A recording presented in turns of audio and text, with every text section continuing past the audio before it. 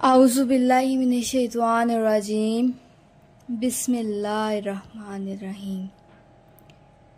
मैं शुरू करती हूँ अल्लाह के पाक नाम से जो बड़ा मेहरबान निहायत रहम करने वाला है। मेरा खुदा से कोई वादा ना था, वो भी एक वक्त था। खुदा ने हर वक्त मुझे अपने वादे में रखा कि मेरी तरफ से आया था और तू मेरी तरफ ही लौट कर आएगा। ये वादा खुदा का है जो उसने याद कराया। मेरा वादा उस वक्त शुरू हुआ कि जब मैंने इल्म और अमल को हासिल किया, तब जाकर मैं इंसान बनना शुरू हुआ। इल्म और अमल के बिन मैं क्या था ये मैं नहीं जानता, लेकिन ज़माना जानता था कि मैं कुछ भी नहीं। इल्म और अमल से मेरे वादे शुरू हुए खुदा से, और हर एक ने इकरार किए खुदा से।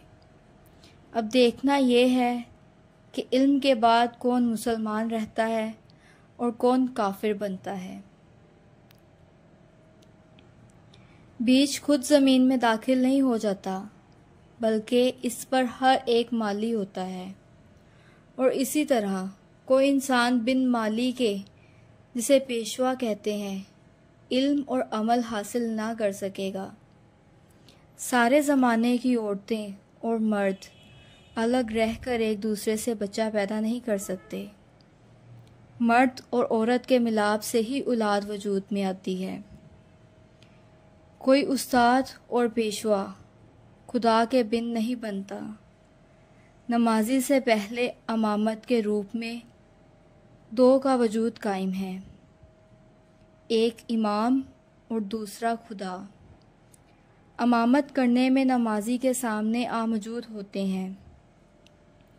सूरत के रूप में एक पैगंबर बनता है और आयतों के रूप में अल्लाह के पैगाम बारिश की तरह उस पैगंबर से गुज़रते हैं, और हर पैगंबर अल्लाह के पैगामों पर अमल करता है, कोई और करे या ना करे।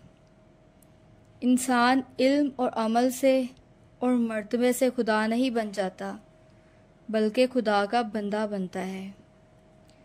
कामिल इंसान वो है जो इल्म और अमल से शर को ख़त्म करे।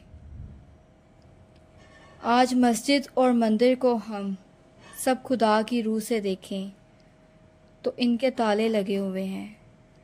इबादत निजात की इस्लाह देती है। पूरी दुनिया की अवाम मुश्किल में दाखिल हो चुकी है, और इसकी वजह इमाम की गफलत है। इमाम के पास इल्म तो है, लेकिन अमल से बेखबर और रोता रहा। और जब तक खुदा की आयतें और पैगंबर की हदीसें अमल में ना आईं, तब तक निजात नहीं होगी। ए अल्लाह, जिस तरह आपने हमें ये कलाम अता फरमाया है, इसी तरह हम सबको इस पर ख़ास अमल करने की भी तौफीक अता फरमाना। आमीन आमीन सुम आमीन।